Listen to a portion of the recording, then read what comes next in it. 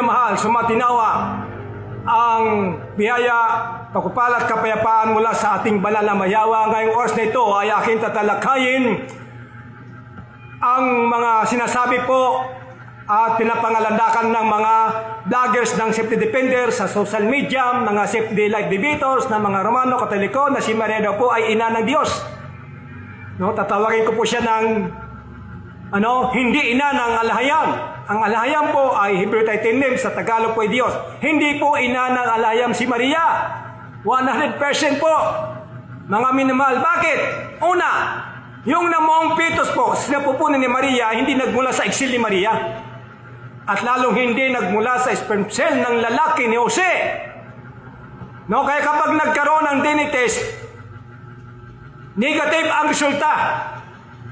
Pangalawa, yung fetus na sinapupunan ni Maria na berbo na katong tao ay protektado po ng Holy Spirit. Si Maria po ay naglihi sa kapangyarihan ng Banal Espiritu Santo. Bakit protektado po ng kapangyarihan ng Banal Espiritu Santo ang fetus?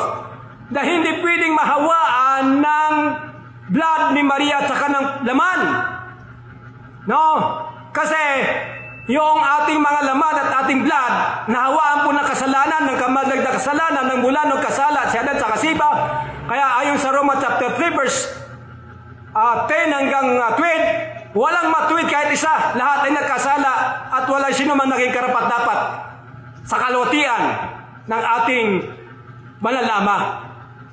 So, ibig sabihin, kahit si Maria po ay virgin, kasama po siya dyan sa nahawa na nakontaminado ng kasalanan, ng kamatay na kasalanan, mula nung nakasala sa kadan sa iba.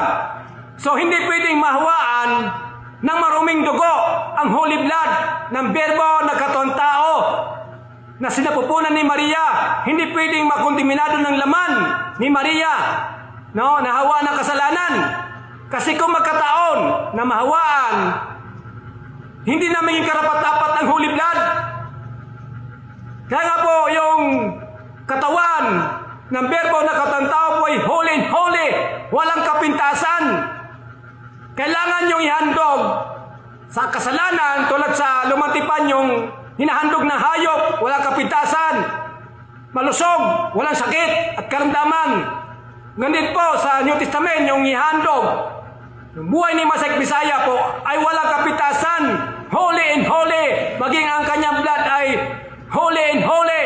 Kaya hindi pwedeng makontaminado ng blood and flesh ni Maria ang fetus na sinapupunan ni Maria. Kasi kung nagkataon, hindi tayo matutubos ng holy blood ng berbo na katong tao.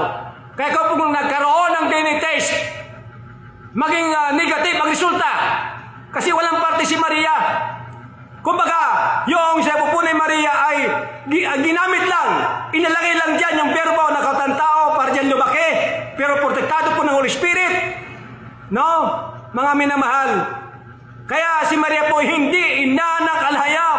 Mali po kayo dyan. Hindi po siya ina ng alhayam. No? Yan ang aking masasabi. Masakit ang katotohanan. Mag-comment kayo sa aking restated video at sasagutin kayo. Shalom. Sumay kape pa, siya nawa.